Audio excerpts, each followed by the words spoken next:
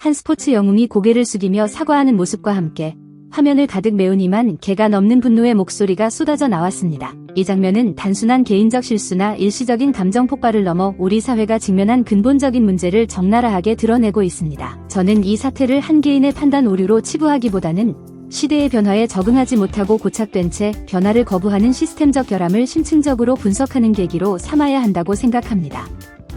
이번 사태의 출발점은 선배의 권위적인 잣대에 맞선 후배의 거침없는 외침이었습니다. 얼핏 보면 단순한 선후배 간의 갈등으로 보일 수 있지만 왜 이 문제가 이렇게까지 거대한 사회적 파장을 일으켰을까요?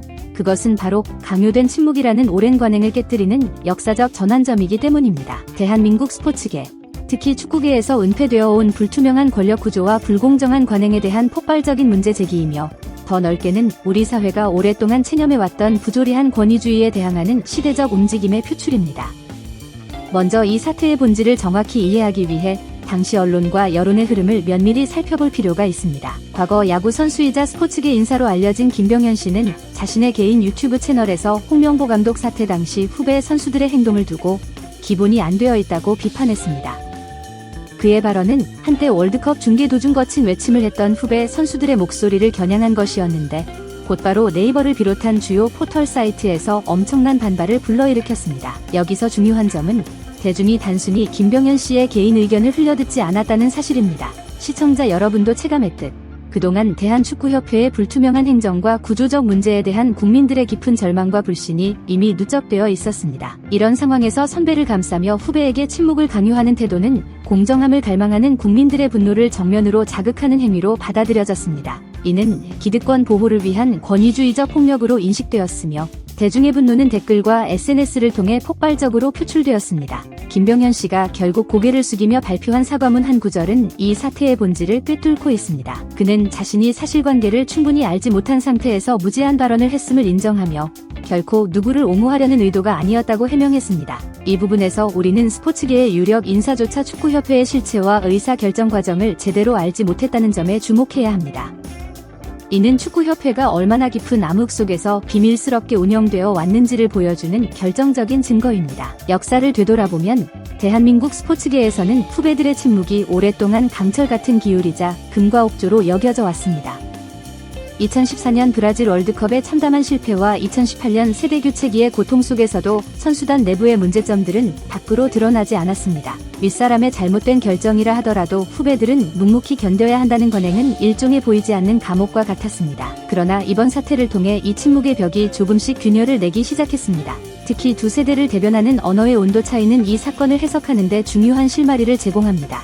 김병현 씨와 같은 9세대 인사는 후배들의 비판을 귀에 거슬린다, 기본이 안 되어 있다는 권위주의적 표현으로 일축하려 했습니다. 반면 후배 세대를 대표하는 김영광 선수의 외침은 홍명보 나가라는 단호하고 직설적인 분노로 표출되었습니다. 이는 낡은 권위주의와 새로운 세대가 요구하는 공정성 사이의 충돌, 즉 구시대적 도덕적 훈계와 현대적 진실 요구의 격렬한 대립을 상징합니다.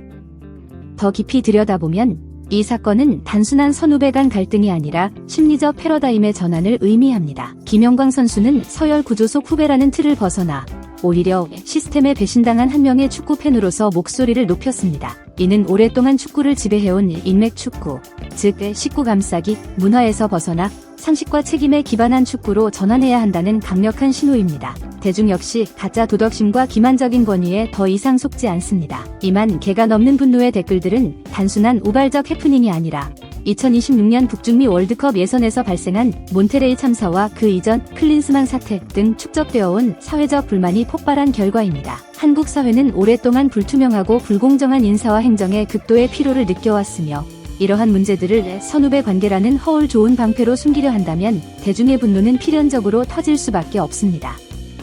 지난 수십 년간 대한축구협회의 사유화와 기만적 행정은 선수들의 침묵을 바탕으로 자신들의 부패와 무능을 은폐해왔습니다. 그러나 역사는 무의미하게 반복되지 않습니다. 이만 개의 댓글은 기득권을 지키기 위해 강요된 꼰대 문화에 대한 대중의 준엄한 심판이자 변화의 요구입니다. 과거의 영광에 기대어 훈계만 늘어놓으려는 이들은 결국 변화의 거센 파도에 밀려 도태될 수밖에 없는 운명을 맞이하고 있습니다. 더욱 충격적인 진실은 대한축구협회가 정보를 은폐하고 조작하여 자신들의 이익과 기득권을 지키기 위해 가짜 정보 생산 공장을 운영해왔다는 점입니다. 협회는 사적인 친분과 밀실 행정으로 얼룩진 의사 결정 과정을 국가와 헌신이라는 고결한 명분으로 포장하는데 매우 능숙했습니다. 이 기만적 장치는 축구계 내부뿐 아니라 평생을 스포츠에 몸담아온 인사들조차 속여 넘어가게 만들 정도로 치밀했습니다. 카르텔의 실체를 가리고 애국심과 대의 명분만을 내세우는 전략은 무지한 선배들을 의도치 않은 방패막이로 전락시키는 결과를 낳았습니다. 또한 대한축구협회가 위기 때마다 과거의 영웅들을 전면에 내세워 여론의 비판을 피하려던 관행이 이번 사건을 통해 완전히 무너졌음을 우리는 목격합니다. 협회는 대중이 과거 영웅들에게 지닌 깊은 존경과 부채감을 악용해 자신의 무능과 부패를 은폐하려 했습니다. 그러나 현대의 관객들은 더 이상 과거의 영광을 면죄부로 받아들이지 않습니다. 오히려 과거에 찬란했던 순간들이 지금의 불투명한 행정을 덮는데 전혀 도움이 되지 않는다는 사실을 냉철하게 인식하고 있습니다. 이 견고했던 기만의 고리를 끊어낸 것은 권력의 질서 밖에서 터져나온 진실의 도끼였습니다. 김영광 선수의 외침은 단순한 감정 표출이 아니라 기득권이 강요하는 거짓 동맹과 부당한 규칙을 정면으로 거부하는 선언이었습니다. 이러한 저항은 상명하복의 악습으로 썩어가던 대한민국 스포츠계에 꼭 필요한 환기장치이자 자정작용의 시작점으로 평가받습니다. 부조리한 권위를 상대로 자신의 커리어를 걸고 진실을 말하는 용기만이 거대한 체제적 부패와 부조리를 정화하는 유일한 열쇠이기 때문입니다. 이제 남은 것은 홍명보라는 이름이 상징하는 전설이 맞이한 전례 없는 고립과 몰락뿐입니다. 과거 모두의 찬사를 받던 영웅은 이제 누구도 함부로 옹호할 수 없는 오염지대로 전락했습니다. 사적 연민이나 과거 인연을 앞세워 그를 변호하려던 이들조차 공멸의 두려움에 황급히 손을 떼는 현실이 이를 증명합니다. 전문성도 리더십도 증명하지 못한 채 독단적 권력에 안주했던 지도자는 결국 아무런 버팀목도 없이 고립된 등 위에 홀로 남겨졌습니다. 이는 사적 온정주의가 시스템과 원칙보다 앞서던 구시대적 카르텔이 맞이할 수밖에 없는 가장 냉혹하고 처절한 종말의 모습입니다.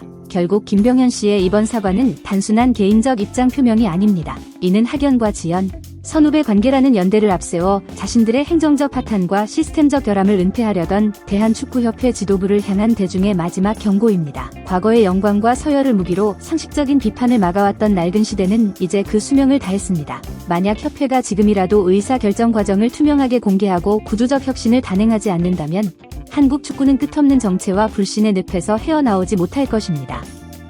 여기서 저는 대한축구협회 내부 인사들에게 묻고 싶습니다. 자신들이 앞세웠던 평판방패가 대중의 차가운 분노 앞에 속절없이 무너지는 모습을 지켜보면서 지금 어떤 위기감을 느끼고 있습니까?